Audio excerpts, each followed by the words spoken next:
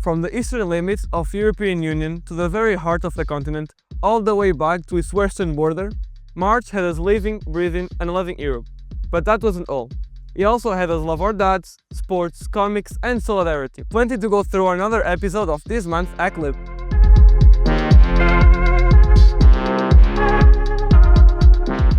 Before we head out and about, let's start at home. Creativity took over the campus during Comics Week.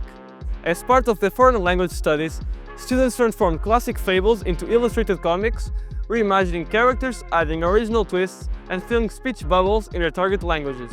By the end of the week, corridors and classrooms were filled with vibrant visual storytelling, each comic reflecting not only artistic talent, but also growing linguistic confidence and enthusiasm for language learning. This wasn't the only time this month that creativity took center stage though. The Solidarity concert returned to Casa da Música, bringing together students from CLIP, British, German and French schools for a night where music met purpose. Over 100 CLIP students from Form 2 to Form 12 took to the stage after weeks of rehearsals, performing as part of a wider international school's choir. This year, the event was coordinated by the French school, with all proceeds donated to ReFood, supporting its work reducing food waste and helping families in need. The rule, of course. And whilst we were still on stage, March also had our Form 3 and Form 4 students premiering their original creation, Uplift Academy. Set in the familiar spaces of daily life, their play reminded us that even the smallest gestures can make a big difference, and that choosing kindness is always worth it. A huge congratulations to our incredible students, our dedicated staff, and the wider CLIP community for bringing this story to life. From the stage to the court, March was the middle school's dad's turn to take over the pavilion, stepping onto the futsal court for the Father's Day Interhouse tournament.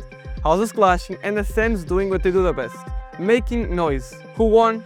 Honestly, that wasn't really the point. What mattered was the atmosphere, the energy, the laughter and the sense of community that filled the space. And this year felt even more special as we marked the 20th edition of this now iconic CLIP tradition.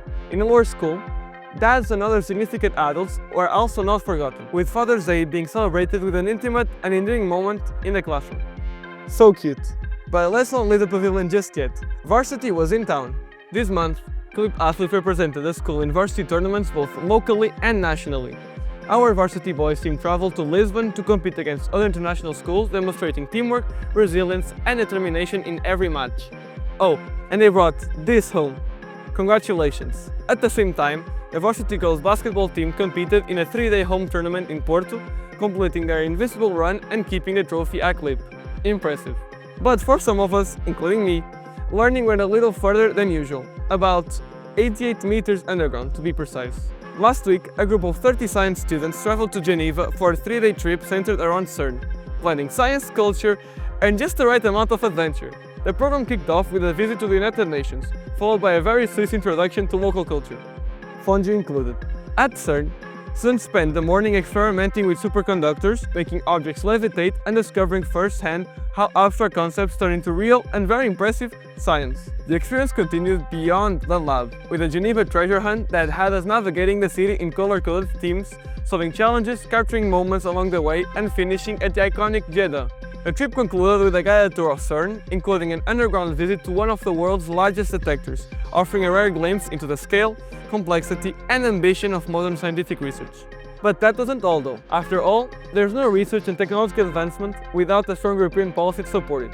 So, from the heart of Europe to a small university city just a few kilometers from the Serbian border, Form 11 students traveled to Szeged, in Hungary, to take part in the 63rd International Model European Parliament. Over long days of debate and exchange, we were challenged to articulate ideas clearly, listen critically, and engage with perspectives beyond our own context. Beyond the debate, we met people from all over Europe, made new friends, explored Hungary's charm, and learned to love adding paprika to everything. Oh, and a cruise on the new. The International Model European Parliament is a non-partisan simulation of the European Parliament for students, bringing together young people from across Europe to experience how EU decision-making works in practice. Working in mixed nationality committees, students research real issues on the European agenda, draft resolutions, negotiate amendments, and debate them in a General Assembly. Our Portuguese delegation have an extra special task, as CLIP prepares to host and organize the 64th International Session of IMEP in Porto, welcoming delegations from across Europe and placing the city at the center of an international network dedicated to dialogue, cooperation, and youth leadership. Wow, what a month! What about April? Let's find out.